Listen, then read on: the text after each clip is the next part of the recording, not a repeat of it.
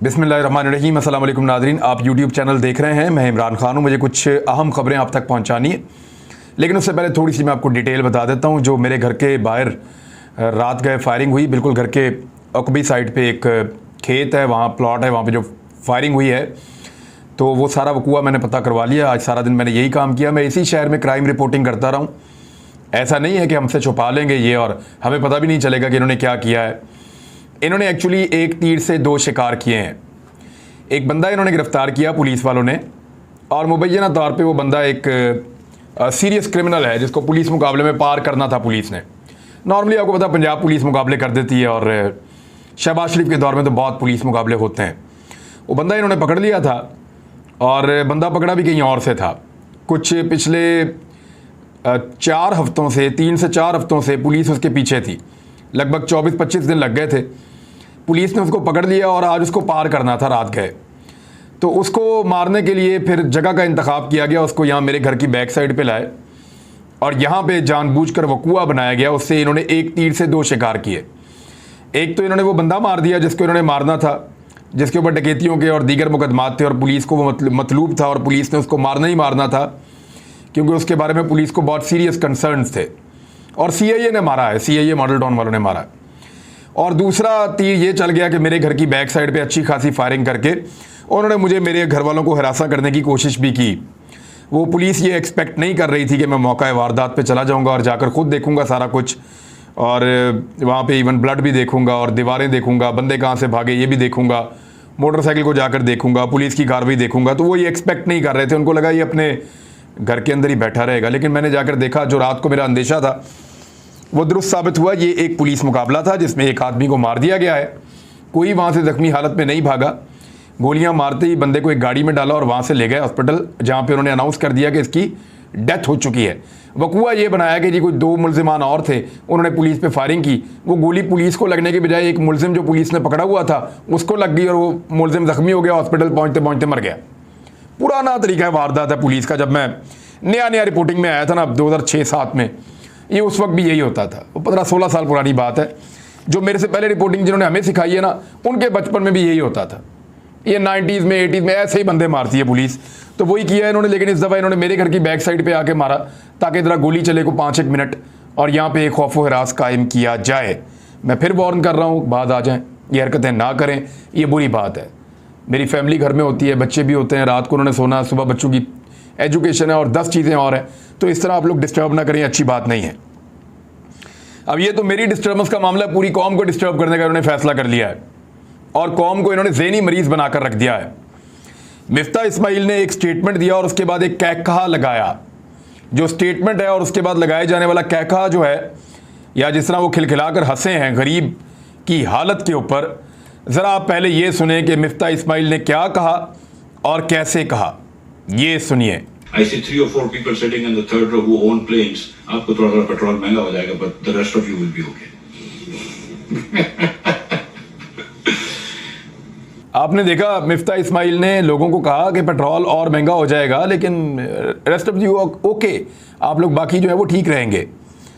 अब मिफ्ता इस्माइल इसके बाद एक कहका लगाते हैं, और सामने बहुत बड़ी तादाद में लोग बैठे हैं, एक बंदा भी नहीं हंसता।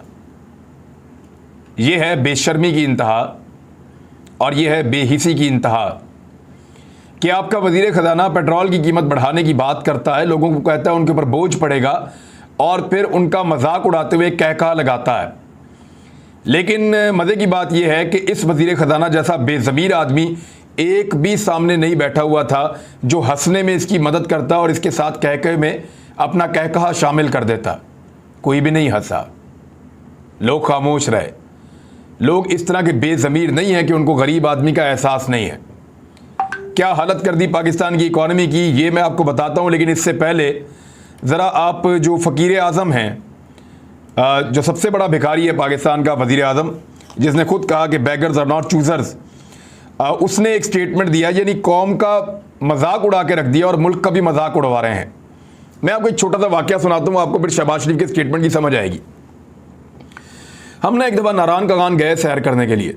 एक गाड़ी आकर हमारे पास रुकी, और उन्होंने मुझे नॉक किया, तो मैंने शीशा नीचे किया, मैंने उनसे पूछा, तो साहब ने कहा कि मेरी गाड़ी में मेरा बच्चा भी बैठा हुआ है, फैमिली भी है, तो हम आए हैं कराची से, तो हमें वापस जाना है कराची। यहाँ पे हमारे पैसे गुम हो गए हैं, आप हमारी थोड़ी मदद कर दें। हम मांगने वाले नहीं हैं, हम मजबूर हैं। हम मांगने वाले नहीं हैं, हम मजबूर हैं, परेशान हैं। हम कोई प्रोफेशनल मांगने वाले नहीं हैं, आप हमारी मदद कर दें। इंशाल्लाह आप अपना नंबर दे दें, हम आपको आपके पैसे वापस भिजवा देंगे। पहली दफ़ा ऐसे हुआ, फिर अक्सर ऐसा होना शुरू हो गया। जब भी हम कहीं ऐसे इलाकों में जाते थे तो कोई ना कोई गाड़ी, कोई ना कोई बंदा मिल जाता था। फिर शहर के अंदर होना शुरू हो गया, कोई ना कोई मोटरसाइकिल वाला एक आधा बच्चा उसने टैंकी पे बिठाया होता है, पास आके पैदल पैदल खड़ा हो जाता है। वो कहता है जी देखें पेट्रोल नहीं है मोटरसाइकिल में, मैंने ज़रा जाना है भजन, पेट्रोल के पैसे दे दें।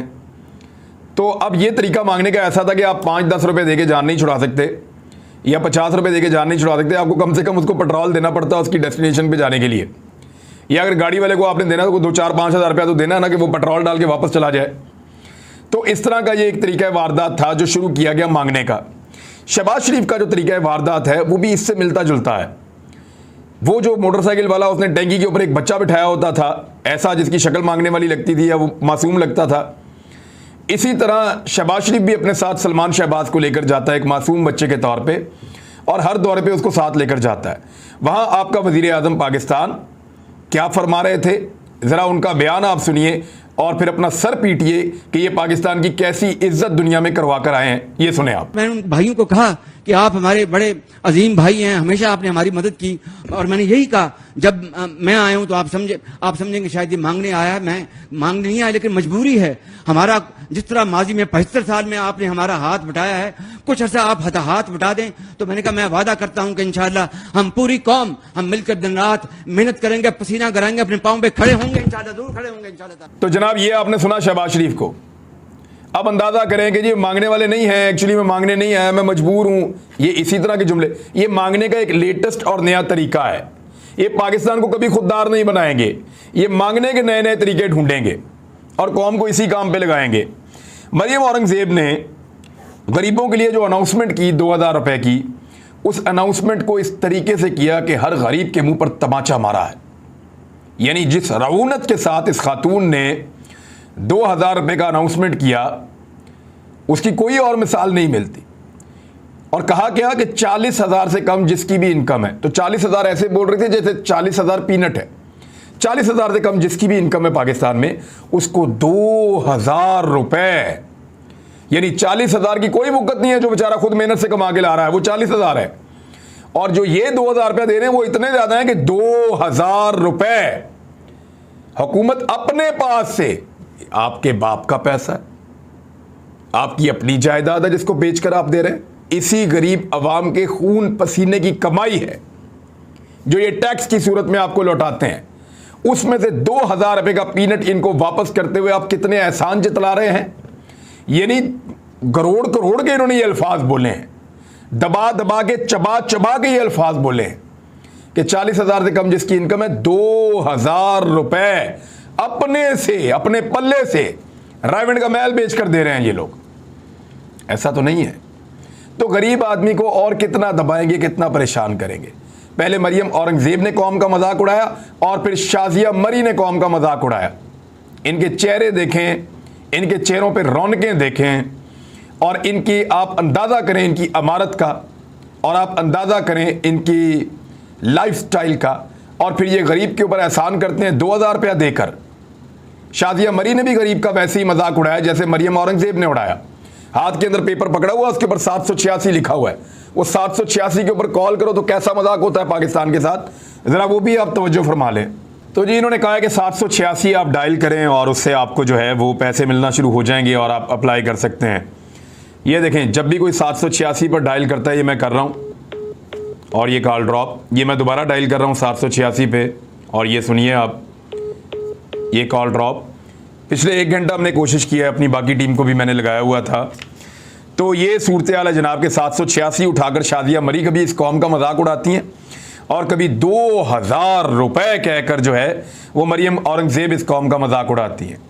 और कभी मांगने वालों की तरह आपका वज़ीर आज़म जो है वो पूरी कौम की बेइज्जती पूरी दुनिया में करवा कर वापस आ जाता है, और फिर उसका वज़ीर ख़जाना एक कहका लगाकर लोगों के मुंह के ऊपर तमाचा मारता है कि मैं पेट्रोल महंगा करने वाला हूँ।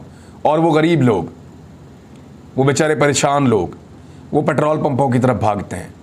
मीडिया क्योंकि उसको रिपोर्ट कर देता है और वो सारे पेट्रोल पंपों की तरफ भागते हैं। और ये शख्स बोलने की जरूरत नहीं करता, उसके बाद कोई बात नहीं करता, कोई सफाई पेश नहीं करता कई घंटे तक, और लोग कई घंटों तक खुआर होते रहते हैं पेट्रोल पंप्स के ऊपर। लंबी लंबी कतारें लग जाती हैं, लड़ाई झगड़े शुरू हो जाते हैं, लोगों को लगता है 25 रुपये बच जाएंगे। यानी जो असद खरल साहब ने खबर दी वो ये थी कि 25 रुपये पेट्रोल की कीमत में इजाफे की मंजूरी। वज़ीर आज़म शहबाज शरीफ ने समरी पर दस्तखत कर दिए। नई कीमतों का इतलाक रात 12 बजे होगा। पेट्रोल की नई कीमत 237.56 रुपये मुकर्रर कर दी गई है। अब ये खबर ठीक भी हो सकती है क्योंकि मैं ये वीडियो रिकॉर्ड कर रहा हूँ 12 बजे से पहले, लेकिन मुमकिन है कि ये पेट्रोल की कीमत बढ़ जाए। लेकिन मिफ्ता इस्माइल ने बाद में कहा कि मैंने ऐसी कोई बात नहीं की, अभी फ़िलहाल पेट्रोल की कीमत नहीं बढ़ रही, लेकिन जितनी बढ़ा दी है उससे ही पब्लिक की कमर आपने तोड़ दी है। कम से कम आधी कीमत पेट्रोल की होनी चाहिए। 100 रुपये से तो नीचे लेकर आनी चाहिए इस इंपोर्टेड सरकार को, जिस बात का इन्होंने वादा किया था, जिस बात का इन्होंने दावा किया था और ये बार बार कहते थे। महंगाई का एक नया तूफान चला आ रहा है। डॉलर की कीमत 4.25 पैसे यानी 4 रुपये 25 पैसे मजीद एक दिन में बढ़ गई है।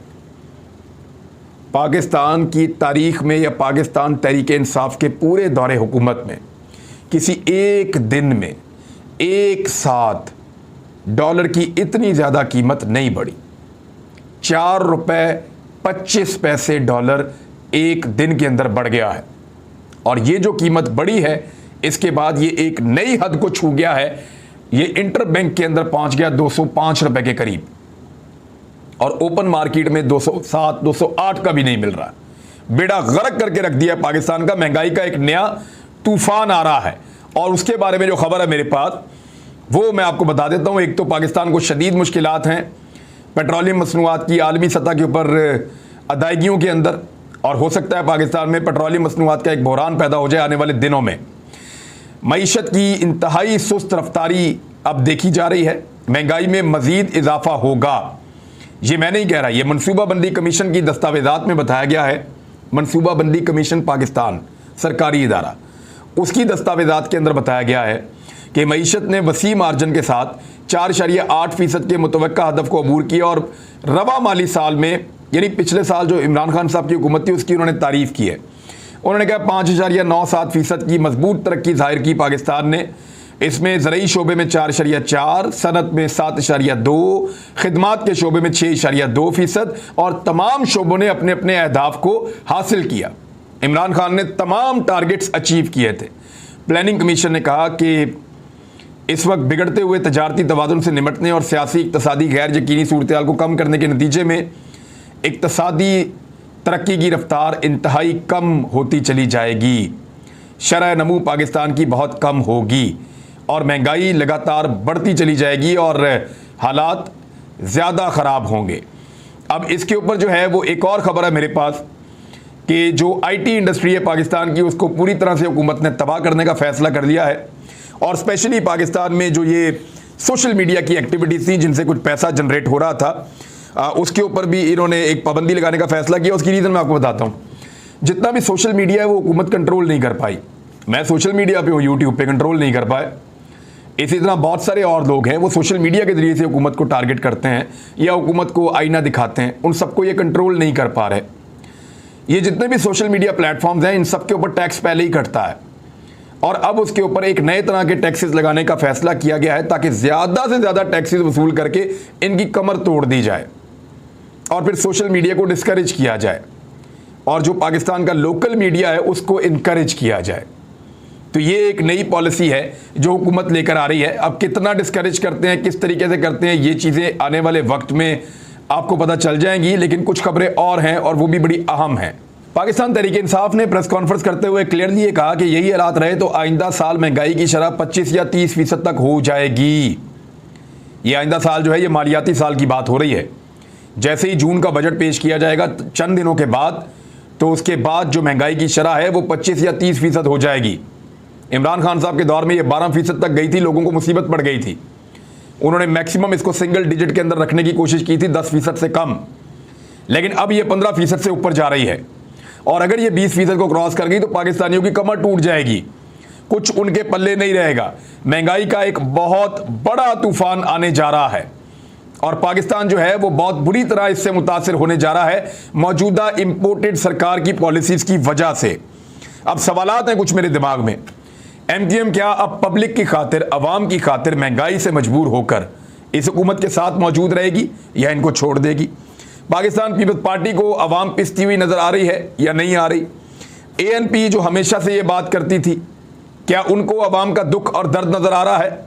जमीयत उलमा इस्लाम फजलुर रहमान ग्रुप, क्या उनको अवाम का दुख और दर्द नजर आ रहा है? बलूचिस्तान अवामी पार्टी क्या सोच रही है?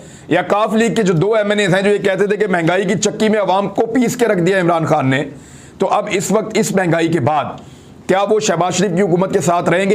ये बहुत बड़े सवालात हैं। बहुत सारे लोग अपने आप को पर्दे से पीछे हटा चुके हैं। बहुत सारे लोग इस बात से पछता रहे हैं कि वो शहबाज शरीफ की काबीना का हिस्सा क्यों बने। ये सारी महंगाई का बोझ इस वक्त सबने मिलकर शहबाज शरीफ पे और नून लीग के ऊपर डाल दिया है और खुद सारे पीछे हट गए हैं। इस तरह के ओहदे लिए हैं जिनका महंगाई के साथ कोई ताल्लुक नहीं है, सबने अपने आप को पीछे पीछे कर लिया है। पीपल्स पार्टी अपना फेस दिखाने को तैयार नहीं है। फजलुर रहमान साहब मंजर से बिल्कुल गायब हो चुके हैं। एएनपी और एमक्यूएम आपको कहीं नजर ही नहीं आ रहे होंगे। बलूचिस्तान अवामी पार्टी का कहीं तस्करा ही नहीं हुआ। तो ये और काफ लीग के वो जो 2 लोग छोड़कर गए थे वो कहाँ गए?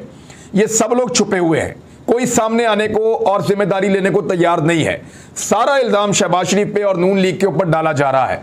ये नून लीग के ऊपर पूरा ब्लेम डालकर निकलने का चक्कर है और किसी भी वक्त ये लोग खिसक सकते हैं और शहबाज शरीफ के नीचे से उनकी हुकूमत निकल सकती है।